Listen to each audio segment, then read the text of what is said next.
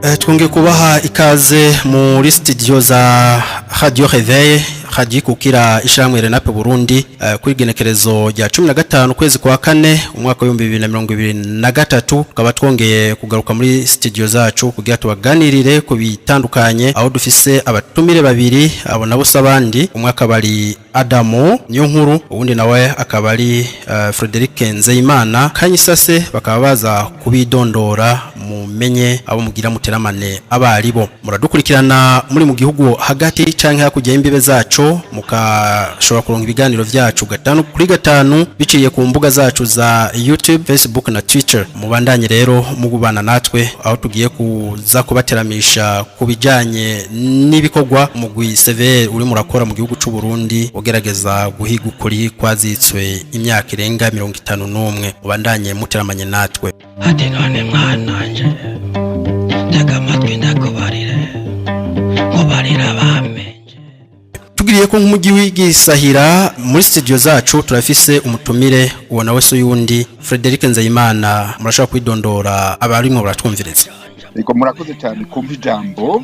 Je nitwa Nzeyimana Frederic mba mu gihugu ca Canada mu batanguje urunani rwa collectif de survivants et victimes du génocide hutu de 1972 twitiriye mu rurimi rw'ikirundi bimenye baributsa bakozwe ko ihonyabwoko ry'abahutu. Baramukije amahoro abantu bose bariko baratwumviriza mu Burundi no hanze mu bihugu byose barimwo, ndabipfuriza cyane cyane kwitegurira ubutumire turindiriye bwa leta y'u Burundi aho twibaza ko tuzotumirwa kuzoza gushimira Imana ko ihonyabwoko ryakorewe abahutu ryaremejwe, twongera twibuka n'abacu bishwe na leta zaziganjemwe abatutsi b'abamicombero n'abasimana n'iyatore n'abandi. Urakoze cyane kuri uwo mwidondoro uduhaye. Ubundi mutumire ni Adamo Eliude niyo nkuru uwo kwidondora bimwe muradukurikirana. Egome cyane murakaze cyane mumenyesha makuru. Nitwa nanje Adam Eliude niyo nkuru na nsanzwe ndi ntuye muri Etazeni muri leta ya Texas. Nkaba ndahamaze igihe hano kuva mu 2007 gushika n'ubu bakaba ari hondi. Naryohewe cyane ko bamwanyizeye mukampa umutumire mu kuganira kuri ibi biganiro bifise akamaro kanini cyane ku neza y'igihugu cyacu. Urakoze cyane kuri uwo mwidondoro uduhaye. Tukibutsa barimo baradukurikirana yuko Adamo Eliude niyo nkuru ari murakurikirana inzenyi vyigwa bijanye na global security ari murabikurikiranira mu gihugu ca Amerika, akaba kandi asanzwe ari n'umuhinga mu bijanye no gukomeza amategeko cyane mu bibazo bijanye n'intuza n'ivyo butungane. Muri iki kiganiro mukaba mugiye guteramana na Prof de Munezero kubwa Renape Burundi. Seboga ngabyumvise mw'abantu mwe araheze neza na neza uno munsi igenekerezo rya 15 kwezi kwa kane umwaka wa 2023 umwaka n'amezi 5 arenze ku imisi 4 birarumanye. Inama Nkenguzamateka na nshingamateka byemeje yuko mu gihugu c'u Burundi mu myaka y'igihumbi kimwe amajana 1972 73 yuko haba ibikorwa vy'ihonyabwoko ku bwoko bw'abahutu, bakaba bavyemeje inyuma yaho umugwi w'igihugu jeje kuri no kunywanisha abarundi severe ushikirije rapport ku igenekerezo rya 20 kwezi kwa 12 umwaka wa 2021. Ibintu biruko mu gihe haciye ico kiringo cose leta y'u Burundi abatari bake barindiranye gishika yuko izoshisinya itegeko mperekeza kugira ubutungane butangure gukora igikorwa cabwo, abagirizwa ivyo bikorwa vy'ihonyabwoko bakurikiranywe ndetse n'abagize ivyo bihagirira muri ubwo bwicanyi bwakorewe barundi bo mu bwoko bw'abahutu bashoboye kubisubizwa. Hariho amabanki yagiye yifatirwa, hariho amazu, hariho imiduga n'ibindi bitari bike vyagiye vyihagirwa nawo bamwe barakora ibikorwa vy'ihonyabwoko bwoko bw'abahutu. Abatari bake bakaba bibaza ni ryari leta y'u Burundi zosinya itegeko riza gusubiza mu vyabo ababiteshejwe. Bamwe n'abandi arabibaza bati leta y'u Burundi mbega kubera iki tuyihanze amaso uko guteba kungana ukose kuva severe irondera ibisigarira vy'abishwe muri iyo myaka y'igihumbi kimwe amajana 1972 imbere n'inyuma yaho leta y'u Burundi irindiriye iki ni giki cabuze n'uruhe ruhara rwayo muri iryo yemezwa ry'ihonyabwoko, kuko hari abatari bake babandanya bibaza bati leta y'u Burundi yafise ubwo bushobozi bwo kwemeza ihonyabwoko bidakozwe n'ishamwe mpuzamakunguni. twashoboye kubagirira amatohoza reka dubashikirize uko convention onusienne yasinywe igenekerezo rya 9 ukwezi kwa 12 igihumbi kimwe amajana 1948 ingene yabitegekanije ku bibazo bijanye n'ihonyabwoko. Kubavuga yuko leta y'u Burundi atabubasha ifise nibaza yuko baza kuhajijukira bamenye ico leta y'u Burundi uruhara rwayo mu iyemezwa ry'ihonyabwoko ifise. Inyuma nkuru yazozi Ingingo ya kabiri yayo masezerano mpuzamakungu yo kuwa 9 Kigarama 1948 avuga ati muri aya masezerano ihonyabwoko ryumvikana mu gihe habaye ibikorwa bikurikira vyabaye mu ntumbero yo gusambura canke guhonya bose canke igice c'umugwi w'abene gihugu bifatiye ku bwoko urukoba canke idini nko urudome A mu kwica abanyamuryango, urudome B guhungabanya bikomeye bifatiye ku mubiri ivyiyumviro mu mutwe w'abanyamuryango, urudome C kugambira canke guhatirwa kwishikana mu mibereho ishobora gutuma hasamburwa bose canke igice cabo no kuvuga abanyamuryango nyene, urudome D ingingo zishobora kuburizamwo irondoka hagati muri uwo muryango, urudome E kurungika ku nguvu umwana mu muryango wundi atari umuryango w'amaraso yiwe. Ingingo ya gatatu ivuga iti hazohanwa ibikorwa bikurikira urudome A ihonyabwoko, urudome B umwumvikano mu ntumbero yo gukora ihonyabwoko, urudome C guhamagarira gukora ihonyabwoko bikozwe ikibiriraho kandi ku mugaragaro, urudome D egerageza ryo gukora ihonyabwoko, urudome E kwifatanya mu ihonyabwoko. Ingingo ya kane iravuga iti abantu bakoze ihonyabwoko canke kimwe mu vyatanzwe mu ngingo ya gatatu bazohanwa baba indongozi abanyakazi canke abigenga. Ingingo ya gatanu ivuga iti impande zivyumvikanye ko ziyemeje gufata hakurikijwe amabwirizo shingiro abagenga ingingo z'amategeko zikenewe kugira bashire mu ngiro ivyapfunditswe muri ano masezerano na cane cane mu gutegekanya ibihano bikwiye bikora ko ku bantu bagirizwe ihonyabwoko canke kimwe mu vyadondaguwe mu ngingo ya gatatu. Ingingo ya gatandatu abantu bagirizwa ihonyabwoko canke kimwe mu vyadondaguwe mu ngingo ya gatatu bazorengutswa imbere y'amasentare abifitiye ubushobozi ya leta zo kugataka vyabereye ko canke imbere y'urwego mpanavyaha mpuzamakungu bifitiye ububasha imbere y'izo mpande zasezeranye zemera ubwo butungane. Ingingo y'umunani uruhande rwose ruri muri ano masezerano rurashobora kwitura inzego zibishoboye zishiramwe mpuzamakungu ONU kugira zishobore gufata hakurikijwe amategeko y'ibihugu mpuzamakungu ingingo babonye ko zibereye mu gukinga hamwe no guhasha ibikorwa vy'ihonyabwoko canke kimwe mu vyadondaguwe mu ngingo ya gatatu. Nguko uko amasezerano mpuzamakungu yo kuwa 9 Kigarama 1948 abitegekanya. Mukaca mubona yuko leta y'u Burundi ifise uruhara ntangere yemeza iryo honyabwoko.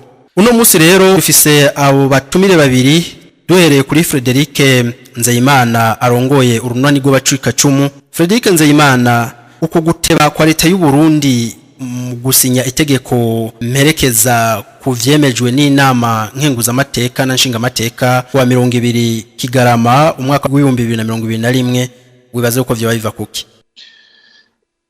Uko guteba kwa leta y'u Burundi gusohora itegeko ryemeza ihonyabwoko kandi vyaremejwe n'inama nshingamateka na Nkenguzamateka zikoranywe bishimikije icegeranyo ca rapport y'umugwisebere wasabwe na leta kugira amatoza kuri ico kibazo nyene ni kibazo gikomeye gose twese twibaza tabacika cumu abo vyakoze ko n'abandi benshi twaturindiriye yuko vyari kunyaruka. Nta nakanya kari gaheze twariko tuvugana n'uwitwa president wa communauté burundaise du Canada w'i Montreal ambwira yuko nabo nyene bagize inama yo gutegura urubanza rw'itariki ya 29 ndamukiza y'uno mwaka ati bavuga ko ikizovugwa biteguye kuzobaza nyene ico kibazo kubera iki leta itevya kwemeza ihonyabwoko kandi inama nshingamateka yarabishize ku mukono. Kuri ivyo nyene kwigenekezo rya 29 ukwezi kwa 4 uko mwaka utashe hama hibukwa izo nzira karengane z'abahutu zagandaguwe mu mwaka w'igihumbi kimwe amajana 972 imbere n'inyuma yaho. Frederic Nzeyimana, wibaza yuko ico bacinyegeje inyuma y'iritevya rya leta gusinya iryo tegeko, wibaza yuko vyo biva kuki? Urumva hari ikibazo ihonyabwoko ryakorewe abahutu rimaze umwaka n'inusu ryemejwe, umwaka n'inusu leta nshingabikorwa ikaba takirabivuga ko haguma harimo ikibazo, kandi ico kibazo nico tugomba kwanda bumva. Hari umugani baca mu rurimi rw'igifaransa ngo tout peuple qui oublie son passé se condamne à le revivre. Ahari naho mu gihugu ca Canada bafatiye ku ihonyabwoko abazungu bakoreye imvukira z'abahindi riheruka kwemezwa na leta ya Canada ndetse na Papa Francis wa Eklezia Katolika, ngo nta terambere na rimwe rishoboka mu gihugu caciwe ko n'ihonyabwoko, nyahonyabwoko rikaba ritigeze rihanwa. Mu Burundi baguma bavuga ko hari mu iterambere, mugabo baravuga ahandi baravuga hakaba harabaye ihonyabwoko, nta terambere na rimwe rishobora kuba muri ico gihugu cabaye mu ihonyabwoko rikaba ritigeze rihanwa. Mu Congereza iyo ry'umwana rivuga ngo unresolved issues regarding genocide can have the effect of holding back real progress in economic development in any community. Tugarutse ku ruhande rwa Eliude Niyonkuru, ikibazo ni cakindi. Wewe baza yuko iritevya rya leta y'u Burundi gusinya itegeko yiza ku reprime ivyo vyaha vy'ihonyabwoko ryakorewe abahutu, kubwa ubona vya biva kuki nk'umuhinga mu bajejwe gukomeza amategeko ndetse n'abajejwe ico twokitanuzenya global security, uri murabikurikiranira hafi, wibaza yuko vya biva kuki? Muri make umuyobozi wa CVR nibaza ko hari ikintu yavuze cyane kitomoye. Imyaka yose ari ibi bintu ibyaha vyakozwe mu Burundi, yabo wari wese yabikoze izina giyo yatukura canke yera yakoze ibi vyaha akaba gitembera mu gihugu, habuze bimwe yavuga ko habuze volonté politique. Ariko mu bihugu babiteye imbere canke mu bihugu bizi ko guhana icyaha ari ikintu c'ingenzi kugira ngo abene gihugu baruhuke, abandi kugira ngo hanyuma iterambere rirama mu gihugu ribandanye, iyo hari ivyemezo biboneka ko umuntu yakoze ibi bintu canke hakagaruka amazina y'umuntu inshuro zirenga nka 10 zivuga ko uyu muntu yagirwa n'ibi vyaha, biba ari vyiza cyane kumurengutsa. Inzego zibijejwe indani mu gihugu mu bisanzwe nk'urwego rujanye ibintu by'inyamiramabi, abanyagihugu bitura cyane kwatuza gutangura gukora akazi kabwo kugira ngo ibintu bibandanye neza. Ivyo nyine biruko nyene bimaze kugaragara neza yuko abategetsi bico gihe yuko aribo bagiye bagaruka cyane mu kanywa kabene bw'igihugu, aho bagenda baradoma urutoke bakavuga bati naka na naka no batuma kwa bene gihugu, bikaza kurangira bashwiragijwemo amasase haba ku mantuza ku makomune. We wibaza yuko hoho vyo babinagoye cyane kugira bamenye abantu bavugwa muri ivyo vya vy'ihonyabwoko, kuko 1972 kugeza no munsi mu 2023 ntabwo ari kera cyane.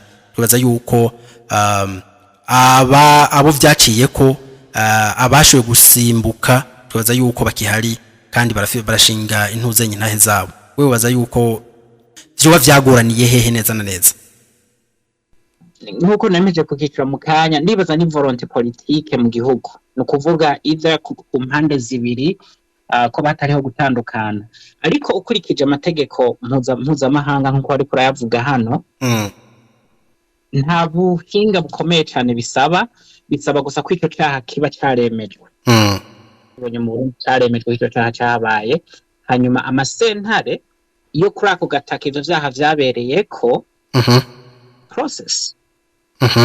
Iyo uwakoze ibi vyaha canke yagirirwa n'ibi vyaha hanze y'igihugu kiwe yakoreyemo ibi vyaha, yindwi mu mategeko mpuzamahanga aje gukingira genocide, aho uburenganzira ico gihugu kanaka uragisaba ujya muntu agarukanwa vyo yavuye kugira ngo aze gucirirwa mu mategeko atakakoreye ko bijya vyaha.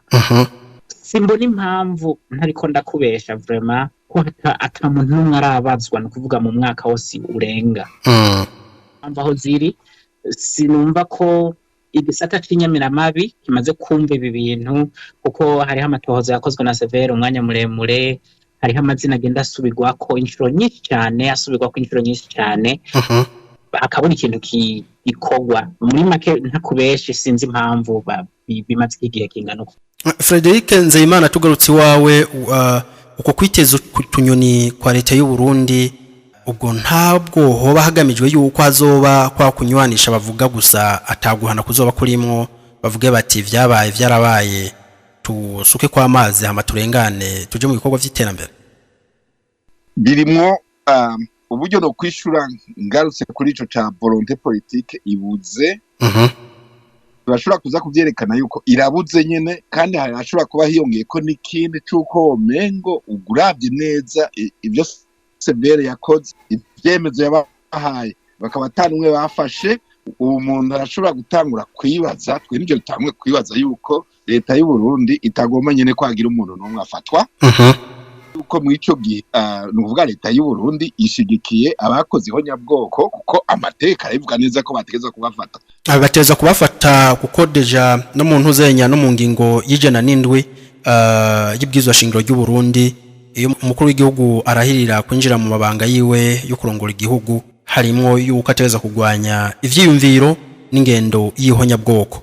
Uno munsi abatari bake babandanya bibaza bati umukuru w'igihugu iyi ngingo koko yobarindiriye iki kugira ashoye kugira intuzenya kwishira mu ngiro? Urumva turahuza n'ivyo ubu tugerageza gusoma mu mategeko, nyamateko yanditse neza uko nyene, kubera iki batayashira mu ngiro kandi yanditse kandi babisinya. Na twe dutangwe kwibaza yuko leta isa n'ihengamiye ku bakoze ihonyabwoko, itagomba nyene yuko bahanwa. Eliude niyo nkuru, tugarutse nyene kuri ico kibazo, wibaza yuko ukuntu uza guteba gukurikirana ibi vyaha vy'ihonyabwoko kandi vyagije bitari bikimaze kuboneka, wibaza yuko bimwe vyungura nde? Ni bande bavyungukiramwo, ni bande babihomberamwo? Neza na neza muragize neza kuri ico kibazo. Neza na neza bavyungukiramwo nabo vyega, no kuvuga abakoze genocide, no kuvuga abari ko barigendera mu nzira, hanyuma bakavyungukiramo ko bari kubona ubutabera bagafatwa, ariko bariruka inyuma bagaca muri makubaha umwanya kugira ngo bazimanganye ibimenyetso basanzwe barakoze. Nimba hari abantu bibaza ko bo bavuga mu nyuma, kenshi na kenshi ugasanga niho haje usanga bamwe bariko baricwa bakugwa, bavuga ati hava mvuga mpave ngira ikibazo. No kuvuga mu kuzimanganya ibimenyetso, wowe wese yoba hari ujya mwanya urindira, ni wo mwanya uri kuha ujya muntu yakoze ajya mabi kugira ngo yitegura kuraho ibimenyetso. Ne mu gihe wovuga ati harageze ko nza kumufata kubera wafashe umwanya muremure, utusanga ibimenyetso bimwe byarahavuye, ugasanga ugize akazi kare cyane kugira ngo utangure gushira abantu imbere y'urubanza. Umukuru w'igihugu yumvikanye mu majambo yiwe avuga ngo abakoze ihonyabwoko ngo baranashaje, ngo nta vya vy'ihonyabwoko bozogarukamwo. Uko umukuru w'igihugu abibona namwe niko mwamubibona? Oya, ivyo sivyo. Urona impamvu kwifatirisha amategeko mpuzamahanga ukuntu avuga. Ihonyabwoko ntigifise limite. Ngo hari imyaka kanaka agera ko bakamufunga canke bakamurekura bakagira iki. Hariho muri politiki ndani mu gihugu hari ibintu bita gutanga ibigongwe n'ibindi. Mugabo uyu muntu icaka imwagira atezwa kumanza kubona n'ubutabera ubwa mbere, agacibwa ivyaha yagirizwa akabihanirwa, ivyo biti bigongwe mu nyuma bigatangwa, mugabo ari uko yaciye imbere y'ubutabera. Impamvu ni yahe? Biretse uko ntukurikiza amategeko amategeko yo mu gihugu iwawe, kabiri ngo wubahirize amategeko mpuzamakungu, wugururiye iyindi generation iri nyuma yawe kugira ngo ikore vya bindi, kubera iki nta accountability yahabaye ubwa mbere. Kwibaza ko ari kwakundi nyene. Frederic Nzeyimana, turacari ngaho nyene. Umukuru w'igihugu yumvikanye avuga ngo abakoze ihonyabwoko abenshi muri bo ngo barashaje. Wubibona gute nk'umwe mu bakozwe ko nico cyaha cy'ihonyabwoko cyagutwaye umuvyeyi wawe? Hishimikijwe rapport y'icegeranyo cy'umugwi severe, biragaragaza neza ko hari utunenge twinshi twerekana ko leta nshingwabikorwa y'u Burundi kiravyifatamwo uko vyategerezwa ukurikije amategeko bitwa ko bategerezwa kubahiriza. Akababaro n'imiruho y'abavuka mu ngo ihonyabwoko ryakoze ko umengo nta kamaro leta ibibonamwo kwihutisha kubagarukira kuko nkuko mengo sabarundi nawe haca haza iyo rero aciye avuga ngo ababikoze barashaje ucumengo abafisa akamaro nabo babikoze bariko barasaza barekeye bipfire neza urumva bica byumvikana yuko nibo bonyene ariko aravugira bareke ntizorinda kubafata niko byumvikana neza kunyahonyabwoko ryakorwa na leta ya Michel Micombero hari n'ukuntu badashima kudoma urutoki amazina y'imiryango yabo barundi babikoze ukumva ko batinya kuvuga ko babikora bo mu ntara y'Abututsi cyane umugwisebere nyene n'abategetsi benshi cyane bashimikira cyane kucitwa kunywanisha gusa umunsi numwe aho wumva bashira ubutungane imbere nke bashira imbere kwihatira kuruhurira akababaro kabo byatunduje azi ko abantu babimaranye imyaka ingana n'inusu y'ikinjana mu bindi bihugu byose habaye nk'ibyabaye mu Burundi ibyo turiko turavuga hari hemejwe ihonyabwoko igihugu cihatira kuruhurira bo byakoze ko mu Burundi siko biriko birakorwa ubumengo cyane bagwanira kudakora kuri ayo mazina cyane byakoze ko wewe wibaza yuko uko gufata umwanya muremure cyane nize ngaruka bishobora gukwegera uburundi nyinshi cyane kandi cyo twagomba yuko bumva muri iki kiganiro ihonyabwoko umaze kumenya ko ryabaye ukaba utaciye urihana kuva uwo munsi nyine ubwa mbere ugomba kuko ribandanya kujya mu Burundi ntigigeze rihera ko nta wigeze arihagarika kandi uko nyiruvuga uti iyo utarihanye bituma ribandanya vyaragaragaye ku ntuza ku ntwaro ya Michel Micombero ari nayo bafatiye ko nka rapport ariko kandi vyasuye kandi birasuye biragaruka igihe ntuza president Jean Baptiste Bagazana bagarutse ku butegetsi aho hagiye haraboneka ibikorwa vyagiye birakorwa nk'intuza nk'ihonyabwoko rwo kwita genocide intellectuel kubera yuko harakoze urudome rwa ina ivyatumye abana b'abahutu batari bake badashobora kuja ku ntebe y'ishure 1988 naho nyene vyaragaragaye neza ku ntwaro ya ntuza ya Pierre Buyoya yuko mu ntara za ruguru cyane mu ntuze nya muri Ngozi na Kirundo yuko naho nyene hagiye hagaragara ibikorwa navyo nyene bigereranywa n'ihonyabwoko tuvuge yuko no mu Burundi nyene ukudahana kw'ivyaha bigenda birakorwa yuko bishaka kuzodusubiza aho nyene ego cyane kandi bimwe sikuvuga ngo ni ibintu sikuvuga ngo nta wuzi ko bizoba ubu nyene ihonyabwoko ryemejwe bakabazi ko ryategeza guhana abantu tevya gushiraho itegeko rihana abantu ababikoze bagafatwa cyane abakiriho ubu barashobora gukorera nabi kandi bikora barashobora gukorera nabi cyane abantu babacika cumu abo byakoze cyane abiha kuvuga ukuri tubura kukuravya umwanya wari wo wose Simananiye Artemonde aheruka kwandika igitabo mu kwezi kwa kabiri tariki 7 niho yagisohoye twebwe abahutu ariko twakoze amahonyabwoko ico kitabo ubu kiriko kiragenda ku isi yose kivuga yuko ihonyabwoko mu Burundi ryabaye ry'abahutu ejo bundi mwarumvise iradio yitwa Cirimoso avuga ko umuntu yitwa Emmanuel Nkurunziza aba muri Canada umuhungu wabo uwari komanda w'ikambi y'Ibururi Samuel Nduwingoma 2022 awe yamaze abahutu bose bo mu ntara ya Rumonge ariko aravuga yuko kuva 1965 gushika ino munsi mu Burundi ari mu 1965 2022 1988 hose ko ryari ihonyabwoko yakorwa n'abahutu ba Frodeo na CNDD-FDD twebwe reka dusubire ku kanuza kwa Eliud dusana berekeza ku mpera z'iki kiganiro Eliud niyo nkuru umugambwe y'iprona uvugwa yuko ari warurongoye igihugu cy'u Burundi uyu munsi uracakura ku gataka ku Burundi uremejwe na Ministère de l'Intérieur wibaza yuko uko kureka ukabandanya ukora no kutinya wibaza yuko vyo bari biki Murakoze cyane kuri iki kibazo unyumbagije. Turabizi cyane, reka mfatire hagufi nko mu 1993 nk'akarorero. Abantu bagiye muri ibi bintu kenshi no gutangura intambara n'ibiki barabarongozi benshi bo mu mugambi w'umugambi ikorana, no kuvuga abahitanye Ndadaye, abagize ibiki, no kuvuga kugira akajagari gaduge cyane, barabantu benshi bavuka mu mugambi wa ikorana. Danye guhera kuri umuganwa Rodoviko wa Gasore, ugakurikirana ukaja mu bintu bita vya Moromvia, ukaja no mu bintu bita vya Casablanca, utahura neza ikibazo aho cari kiri n'ukuntu byari bimeze. Umugambwe kubandanya ukora ngira bivana n'amategeko y'igihugu mu Burundi ko nta sindabizi ko cyane.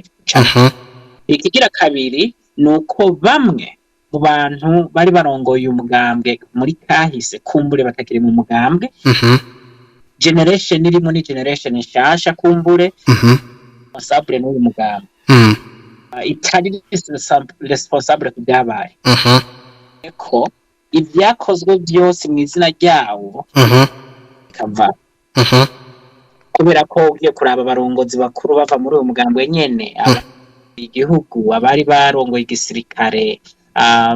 Genda vyibuka barengana mu mabarabara mu gihe cya 92 gutyo 91 baririmba ngo one high pronima nirabona turi ku mabarabara turi abana batoyi.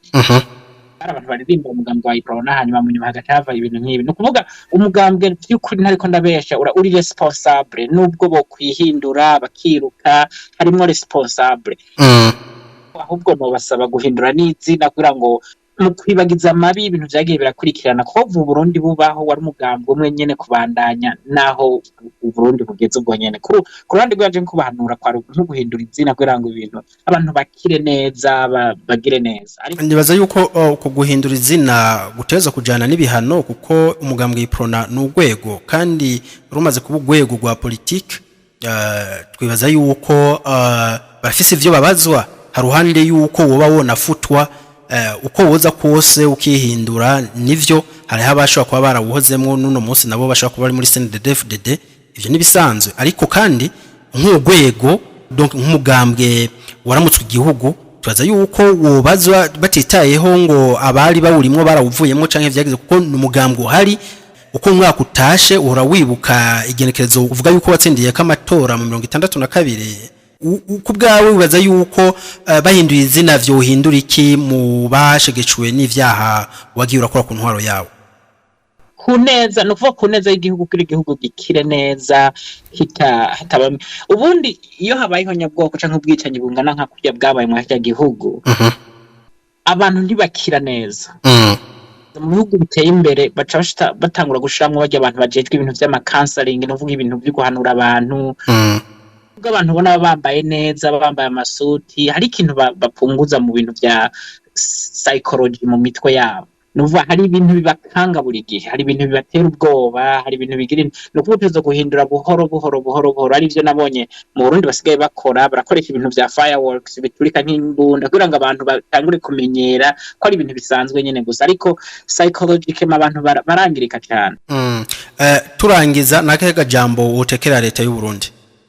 Mu kurangiza n'ivy'ukuri nimba kandi n'ivyo leta yafise ivyemezo bikwiye kwihonyabwoko ryabaye mu Burundi, harimwo abashingamateka ari bo ndongozi, abakenguzamateka n'abashingamateka baserukira abarundi baricaye baremeza ko by'ukuri habaye ihonyabwoko mu Burundi. Kabiri, umugwi washizweho n'igihugu kugira ngo wige iki kibazo nawo ntutakure n'ivyakozwe. Ni vyiza ko abantu bari responsable kuri iki kibazo batangura kurondegwa kandi bagahamagarwa n'ubutabera kugira ngo batangure kwishura ibibazo, kuko ntushobora gufukira ibintu bingana uko bikoze uko. Ni nk'ubufata gufuka umwotsi ugafuka inzu iri kirasha munsi ugafundikira ko hejuru. Urakoze cyane Frederic Nzeyimana. Turangiza wona akaye kajambo tekera leta y'u Burundi. Turi benshi buwacika cumu dufise ibibazo twoshora dutura urwego nshingwabikorwa rwa leta ya CNDD-FDD y'u Burundi, aho tubakora ihonyabwoko ryo 2022 kiriko kirakogwa. Ko mushikiranganje w'ubutungane, ko bazo mushikiranganje w'agateka kazi na muntu, aza umushikiranganje w'intware yo hagati nko kubw'imigambi nka iprona yagirijweho nyabwoko mugabo ikaba ikirekuriwe kuja mu nzego. Hakaba rero n'ikibazo nyamukuru ku biro vy'umukuru w'igihugu ku birabi itegeko ryemeza ihonyabwoko kugeza n'uyu munsi vyanse ko risohoka. Izina ry'abatanguje urunani rw'abakozwe ko n'ihonyabwoko collective de surviving team mw'iyi minsi mu mahinga akurikira gushika ku itariki ya 19 na mukizi 2023 kuzoguma turiko turagira ibiganiro nk'ibi. Turagusabye muzo kongere kutubaza tuje turabaza gushika turonse inyishu leta ko natwe dufata yuko turabene gihugu. Urakoze cyane. Twibutse abo twe duteramanye yuko twe duteramanye na Frederic Nzeyimana ariwe yari umutumire mu kiganiro cacu kumwe na Adamo Eliudi niyo nkuru. Twizere yuko nitwa batumira kandi muzokwita ibiganiro vyacu. Urakoze cyane. Ego murakoze cyane munyamakuru kandi mwagize neza kuba mwatwizeye mukaduha kanya ko kuvuga hano kuri mikoro yanyu. Murakoze cyane. Ahasigaye twipfurize abarundi na cyane abakozwe ko n'ihonyabwoko ry'igihumbi kimwe amajana 1972 imbere n'inyuma yaho kubandanya bagira weekend nziza ku bwacu kwishira hamwe nape Burundi na Radio Réveil isanzwe iri kukira duti kaza roho nta mvura idahita ijoro buzoca mutunganirizwe musubize mu vyanyu ndetse n'abagaraguje agati bashoboye gufatwa ariko kandi tugahamagarira leta y'u Burundi kwikubita gashi ikaraba ingene yosora iryo tegeko mu maguru masha kugira abarundi isinzi bakozwe ko nako karanda k'amahonyabwoko bashobore kuruhurirwa mu mitima yabo. Murakoze. Asembera mu muryango mwamekazi ararahera umunsi mu bingo ko ataziye yagiye barero umupezi wiwe shirindaba umurugo oyo sase ngo yanjyame ono gupfa napfuye rorebe yagiye arasase ngo araryama